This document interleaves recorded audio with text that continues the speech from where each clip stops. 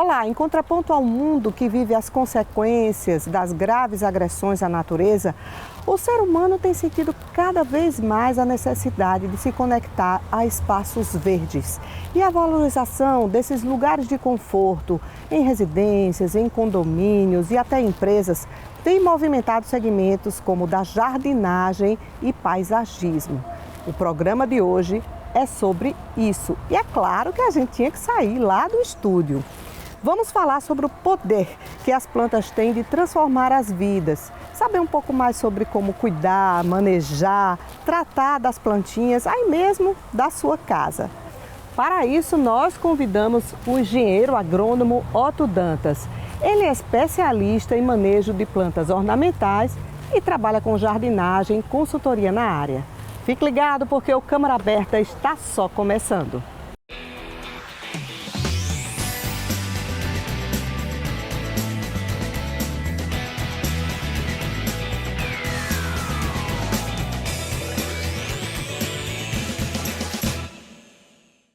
Seja muito bem-vindo ao nosso programa, Otto Dantas. Obrigado, Michele. Obrigado, telespectadores. É uma satisfação imensa estar participando com vocês aqui do Câmara Aberta e poder falar um pouco de planta. O que vem é ocasionando novas oportunidades de negócio e trabalho, entre outras curiosidades que a gente vai poder abordar aqui hoje. Exatamente, Otto. Vamos começar falando sobre isso, no meio do que eu falei na abertura do programa. Por que na sua visão, por exemplo, as pessoas estão sentindo mais essa necessidade de se conectar a espaços verdes, ampliar esses espaços verdes em torno da vida urbana da gente?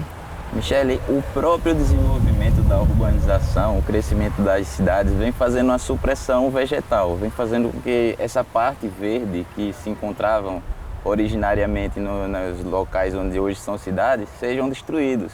E essa falta do contato com a natureza vem fazendo a necessidade aumentar de se ter um contato dentro de casa, no seu ambiente, para se ter uma paz, um equilíbrio. É tanto que existem casos relatados de melhoria do bem-estar, de reversão da depressão e ansiedade em cima desse cultivo interno, desse urban jungle, como é chamado hoje em dia. Outra tendência, Michele, do cultivo de plantas em casa é que as pessoas estão buscando fazer hortas com plantas comestíveis que estejam livres de agrotóxicos ou produtos químicos que são utilizados em campo, como a pimenta, o hortelã, o alecrim, o morango, a arruda. Existem diversas plantas condimentares, também frutíferas, e que são comumente utilizadas e buscadas hoje para ter esse cultivo indoor, em casa no caso. E sem falar que a beleza também é ornamental, né? Essa questão da arquitetura também tem trazido muito essa pegada de você poder equacionar os espaços em torno do verde natural, não só daquelas folhagens de plástico. Como a economia tem se organizado também, Otto, em torno dessa demanda? A gente vê um aumento aí do comércio em torno disso. É um setor muito promissor. Ele está sempre em desenvolvimento, no crescimento exponencial. É tanto que fizeram um levantamento dos institutos como a IBRAFLOR, que é o Instituto Brasileiro de Floricultura, e a ESALC e a USP também estavam responsáveis nesse levantamento no período de 2017 a 2023 e constaram um aumento de 83% do número de pessoas empregadas no setor. Inclusive, a capacitação desse pessoal que está sendo empregado é modificada para melhor. Antigamente, as pessoas não tinham um ensino médio completo, era incompleto. Hoje em dia tem uma exigência que seja mais especializada e tem um ensino médio completo, além de especializações e cursos. E outra coisa interessante é que o número de emprego de mulheres no setor tem aumentado de 44% para 2023 com 47%. E está sempre nessa demanda por mais especialização, por mais pessoas para trabalhar e por mais incremento em valores reais no mercado. Isso envolve lugares de trabalho, em floras, em lugares de cultivo, em lugares de plantio, envolve também o aumento de vagas até em cursos também de profissionalização.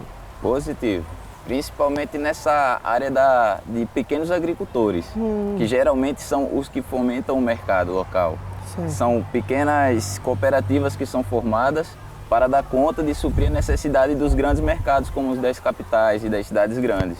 Hoje, quais são os aspectos mais importantes, assim, que você diria, para a pessoa que vai considerar, se ela quer mudar o paisagismo num lugar, seja ele um jardim de casa, ou fazer isso de uma forma mais profissional, num canteiro de rua ou num grande condomínio? Eu costumo falar tecnicamente que a gente tem que observar 3 pilares, como uma pirâmide, para a gente conseguir introduzir uma espécie de forma correta no local.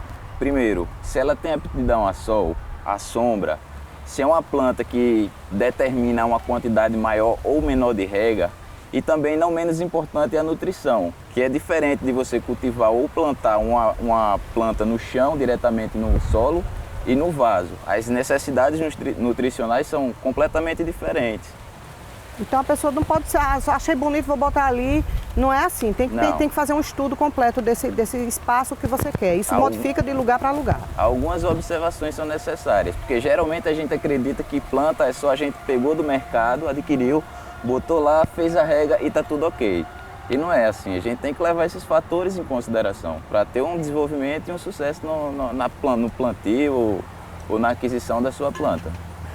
Então, quais os principais desafios no manejo das plantas ornamentais? É justamente isso, saber lidar com elas no dia a dia, de maneira a fazer elas se desenvolverem bem?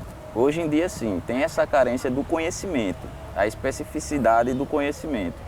É tanto que as pessoas têm essa dificuldade, sempre entram em contato sobre consultoria ou para tirar as dúvidas em relação a minha planta está doente, a minha planta está apresentando uma murcha, está apresentando uma mancha amarelada na folha, o que pode ser. E geralmente está atrelado a esses pilares, ou rega, ou nutrição, ou luminosidade.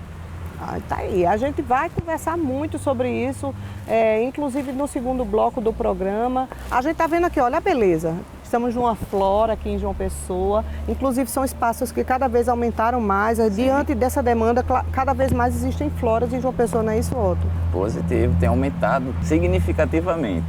Aí a gente vai aprender um pouquinho mais no segundo bloco sobre como cultivar, manejar melhor pequenos exemplos de plantas, inclusive aquelas que ficam doentinhas, porque eu acho que às vezes as pessoas sentem muito a dificuldade de tratar de uma planta que aparentemente dá sinais que está adoecida, não é isso, Otto? Sim, sim. Depois do intervalo a gente volta trazendo mais sobre esse bate-papo sobre jardinagem com Otto Dantas, que é engenheiro agrônomo. Até lá! Prefeito escolhido, vereadores também. Você votou e agora é hora de todos cuidarem de João Pessoa pelos próximos 4 anos. E esse novo tempo já é realidade aqui na Câmara.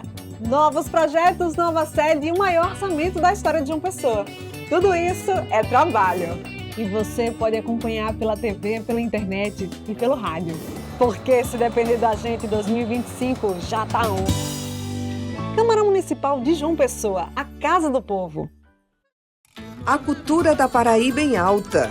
Um programa intimista, apresentado pelo Mestre Fuba. Ele começou a exercitar a sua arte nas redes sociais.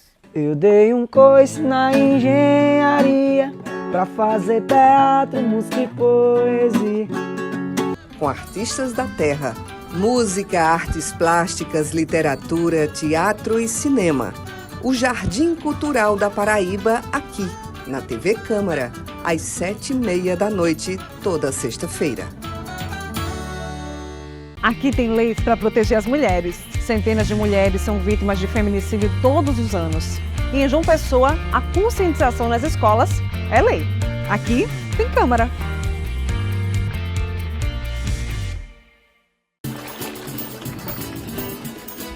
Imagine suas férias onde o sol nasce primeiro, com história, fé e cultura e forró o ano inteiro. De um povo acolhedor, como nunca se viu na vida. Faça logo suas malas e vem-se embora pra Paraíba. Nós temos um litoral de águas verdes quentinhas, um rio que corre pro mar, um forte Santa Catarina, cores e tantos sabores, e uma natureza tão linda. Não pense nem 2 vezes, vem-se embora pra Paraíba. O maior São João do mundo é feito lá em Campina. Rapel na pedra da boca, Hollywood nordestina, pegada de dinossauro, beleza que só a bexiga. Homem, o que tu tá esperando? Vem-se embora pra Paraíba. Nessas férias, deixa a Paraíba te surpreender. Vai ser um prazer arretado te receber. Governo da Paraíba.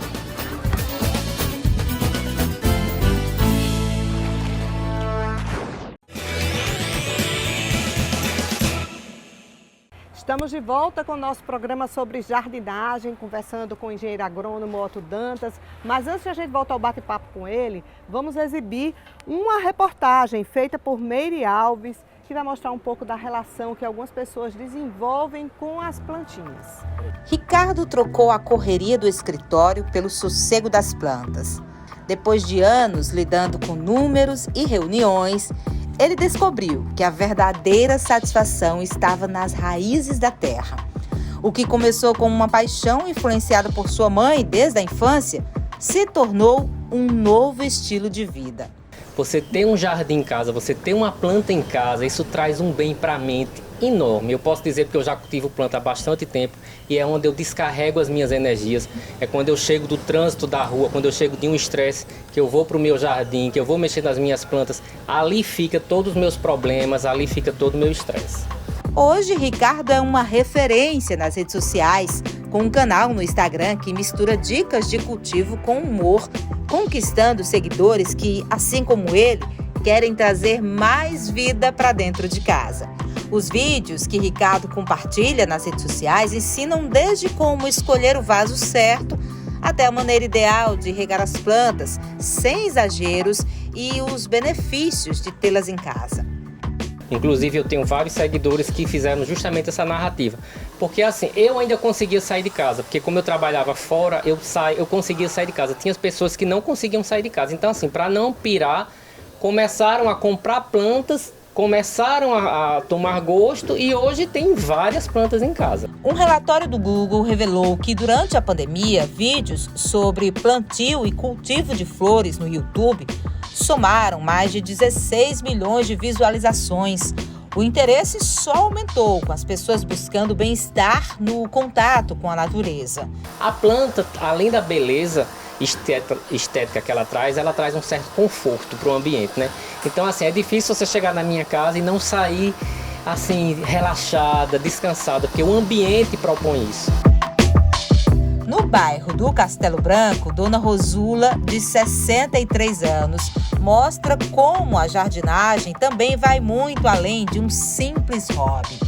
Neta de agricultores, desde criança aprendeu a amar as plantas.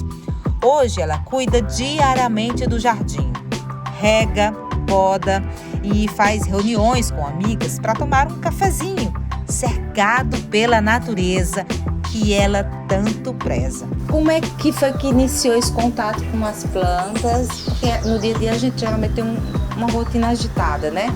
Mas esse cuidado mais redobrado, assim, em plantar, em olhar, em cuidar delas, veio com o tempo mesmo, assim, num tempo mais tranquilo da vida? Aumentou, bem mais, e principalmente durante a pandemia, que inclusive eu fiz um grupo de amigos nacional, pessoas do Rio de Janeiro, Belo Horizonte, Bahia, Rio Grande do Sul, devido às plantas. A gente se comunica por causa das plantas. Eu já gostava muito, eu sempre gostei muito de plantas, que quando eu era criança, morava no interior, ajudava meu avô, que era agricultor, e todo espaço que tinha ao redor da casa, eu botava planta, cuidava de planta. Sempre tinha um jardim reservado. Aí vim morar em João Pessoa, as casas não tinham quase onde plantar, mas quando eu vim aqui para o Castelo Branco, eu consegui, através de amigos, uma mudinha aqui, uma mudinha ali, fazendo poda em algumas plantas pelo caminho e fui plantando, sabe? E fui circulando a casa inteira para poder ter esse verde. Mais do que uma atividade, para a Dona Rosula, o cultivo das plantas é uma poderosa ferramenta de bem-estar. Essa é a melhor idade para fazer esse cuidado, para cuidar de plantas? Eu creio que sim. É uma forma de você usar o tempo, né? Que as pessoas dizem que já está, né? Sem ter o que fazer. É aí onde você tem que procurar o que fazer, que é para poder ocupar a mente, né? E viver melhor. Saúde mental também. Saúde mental, com certeza, saúde mental. Tranquiliza.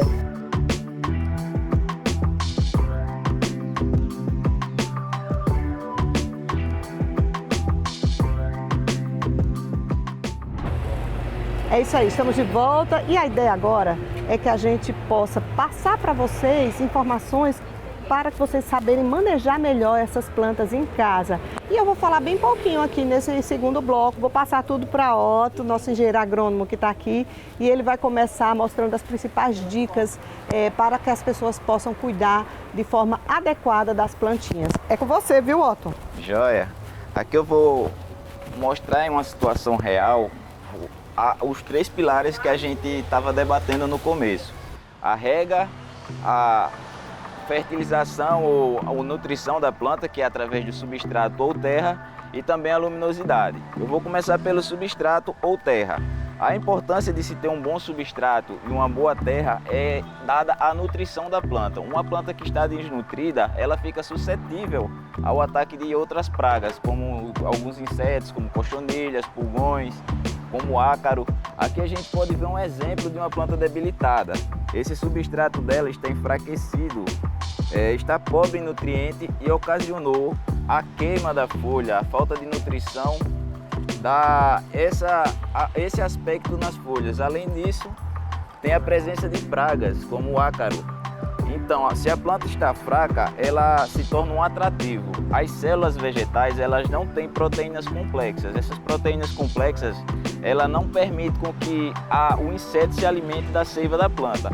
Caso a planta esteja desnutrida, essas proteínas vão deixar de ser complexas e vão ser somente açúcares e aminoácidos livres, fazendo com que seja facilitada a absorção dos nutrientes da planta pelo inseto. Isso vai ocasionar doenças secundárias na planta, porque alguns insetos, quando picam para sugar a seiva, eles também injetam algumas toxinas, o que faz com que as plantas fiquem doentes e acabem morrendo, além da desnutrição que causa esse aspecto feio nas folhas. Para falar de desnutrição, a gente tem que falar primeiramente do substrato. Quando se compra uma planta em mercado, que vem de grandes produtores, como geralmente as plantas que vêm aqui para o Nordeste, vem de Olambra, lá eles não têm a preocupação e o cuidado necessário de formular um substrato perfeito, porque se torna caro. E para o produtor é mais viável um substrato barato e que dê para explanar uma quantidade maior de plantas. Por exemplo, a planta chega no mercado florida, ela chega com uma coloração bonita, viva, porém essa coloração é dada ao fertilizante que ele vinha fazendo uso, para ela chegar em ponto ótimo de mercado, como está aqui. Só que quando a gente adquire a planta e leva ela para casa, com o passar do tempo a gente vai fazendo as regas e tal, e o pessoal vê que tem aquela deficiência, aquele problema da planta de começar a ficar feia, começar a cair as flores, as folhas, e não sabe o que é. É porque já venceu a quantidade de nutriente que tinha aqui, já foi embora. Quando a gente faz a rega, a água carrega todo esse nutriente do vaso, além da absorção da planta que já está tirando o nutriente do substrato.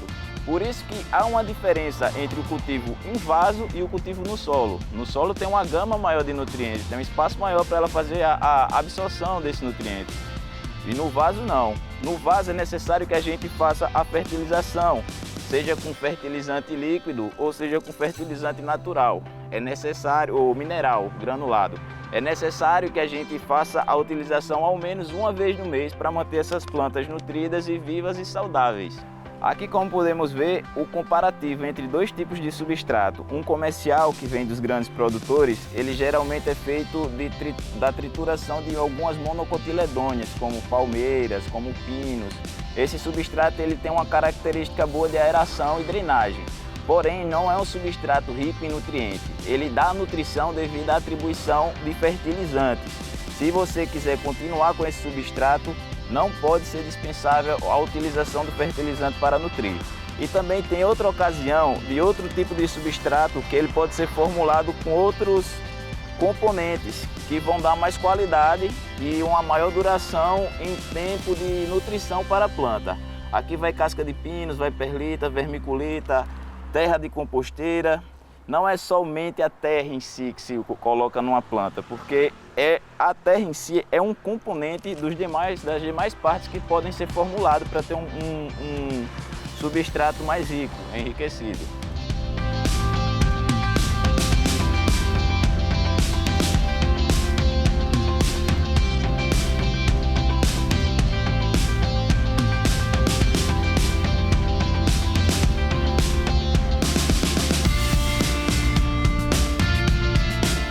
Então, outro ponto importante é a aptidão à luminosidade das plantas. Aqui nós trouxemos alguns exemplares para dar uma distinção entre planta de sombra, planta de meia sombra e planta de sol pleno. Por exemplo, um cacto, geralmente as pessoas compram para colocar dentro de apartamento e não é legal, porque uma planta de aptidão de sol pleno, ela necessita de muitas horas de sol para ficar na característica morfológica dela e ter a otimização do seu metabolismo, por exemplo. O que é diferente de uma planta de meia sombra, como a amaranta, a triostar. Essa planta já é de um ambiente com um pouco de luminosidade direto. Ela não aguenta uma luz forte do sol durante o dia todo, pois senão ela vai queimar toda, vai ficar feia e vai acabar morrendo. É uma planta de meia sombra. E aqui nós temos plantas de sombra também, como por exemplo o antúrio e a alocácia. Essa planta é uma epífita, ou seja, são plantas que vivem em áreas de mata, sobre troncos ou sobre a serrapilheira, naquela região úmida. Então ela não é uma planta apta a levar um sol direto, um sol forte, pois senão ela também queimará. Assim como a alocácia, olha a beleza dessa planta. Essa planta não tem condições de ficar no sol forte. Se ela ficar no sol forte, ela vai queimar. Então, a gente tem que se atentar a esses pilares das exigências da planta, em relação à luz, em relação à rega, em relação ao substrato. Se a pessoa mora num apartamento hoje, quais são os 3 tipos de planta que você mais indicaria para ela adquirir, já se ela quiser trazer o verde para dentro de casa? Se o apartamento tiver uma boa luminosidade, a gente pode utilizar uma planta de meia sombra, uma planta de sombra, e em áreas como varanda, em que se pega 4 horas de sol, a gente até consegue colocar cactos, mas desde que a rega seja reduzida, para ela não ter um excesso de água e uma pouca luminosidade para fazer a conversão dos nutrientes e a absorção da água. Se tiver pouca luz para uma planta como o cacto, ela não vai ter a sua morfologia da forma correta, ela vai ter uma alteração em busca da luz e que a gente denomina por estiolamento, ou seja, a planta vai crescer e afinar em busca de luz, deixando a característica morfológica dela alterada, tornando uma planta mais feia, mais fraca e mais suscetível a ataque de pragas. Quem mora em casa, quais seriam as plantas mais adequadas? Eu vejo que muita gente gosta de avenca, gosta Hoje em dia é muito comum as pessoas usarem de forma ornamental também a espada de São Jorge. Essas plantas, elas são adequadas para qualquer ambiente? São preferencialmente ambientes de meia sombra. A avenca, ela é uma planta que é denominada por meia sombra, classificada como planta de meia sombra. Ela não vai ser uma planta que aguente o sol direto, insistentemente em cima dela, porque vai ocorrer a queima. Ela até suporta 2, 3 horas de sol, mas ela prefere um ambiente com boa luminosidade e boa ventilação. Já a espada de São Jorge, ela é uma planta que consegue rustificar mais, ela aguenta mais um pouco de sol direto. Porém, se a gente deixa ela exposta ao sol direto durante o dia todo, ela vai queimar. Embora ela se adapte, ela também sofre a queima. Outra planta que o pessoal costuma usar muito são as trepadeiras como jiboias. E as jiboias têm um fato interessante sobre elas. Elas são utilizadas como plantas pendentes, porém são plantas trepadeiras que têm por costume subir. Na mata, ela encosta no tronco da árvore e vai subir. Não é tanto que nessa forma de crescimento para cima, quando tem muita luminosidade, a folha dela sofre alteração. Fica do tamanho grande, que geralmente o pessoal chama de jiboia gigante. Mas é devido à condição ideal que ela está, no seu desenvolvimento, na forma de crescer como na luminosidade. Faz com que ela aumente. E é uma planta também que aguenta uma certa frequência de sol, maior período solar em cima dela, maior incidência. 6 horas ou até mais. Aí vai depender da condição do substrato para ela se manter bonita. Se você está bem nutrida, ela vai crescer no sol quente e se manter bonita.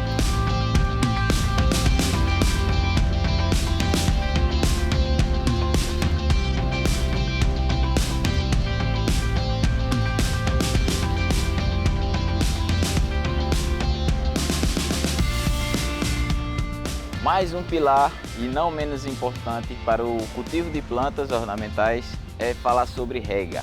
Vamos lá. Muita gente confunde a quantidade de água e o período de rega das plantas. E cada planta tem uma exigência diferente. Por exemplo, um cacto já tem ocasiões de pessoas que matam um cacto afogado, porque rega todo dia. Uma rega diária é desnecessária para um cacto. É uma espécie que é adaptada naturalmente a passar períodos longos sem receber irrigação, chuva, num ambiente natural. Então, se você coloca muita água no cacto, ele vai apodrecer. Ele vai acabar sufocando as suas raízes, apodrecendo e morrendo. Não seria ideal você regar um cacto todo dia. Uma rega por semana está excelente. Independente do tamanho do vaso, o que você tem que ver na rega é a água, quando ela escorre pelo fundo, quer dizer que molhou todo o substrato. Já está em uma quantidade ideal. Saiu pelo fundo, encerra a rega. O que é diferente para plantas de metabolismo, como uma boa noite, que é essa planta que é mais exigente, tem um metabolismo diferente.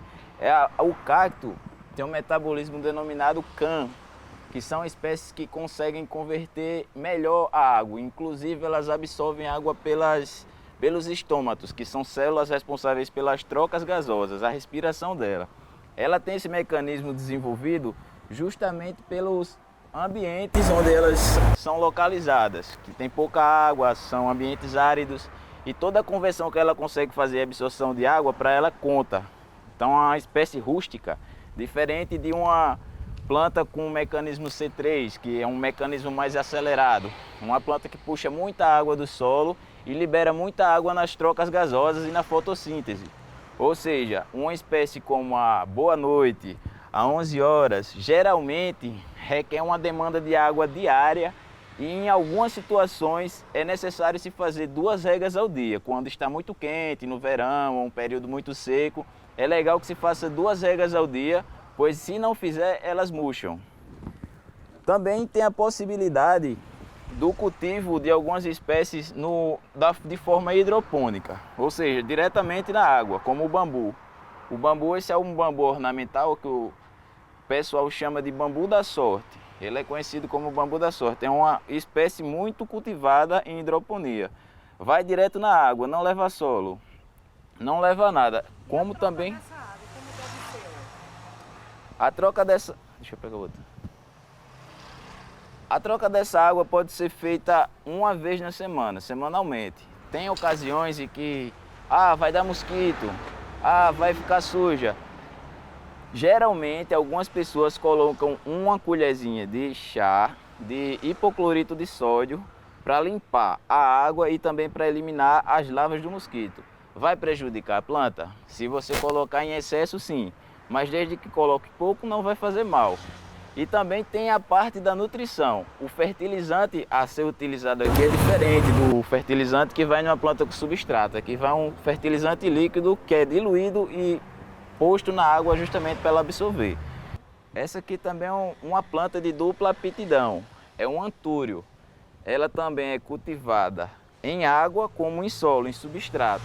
Aqui nós temos 2 exemplares de cultivo hidropônico, que é o bambu ornamental e o antúrio.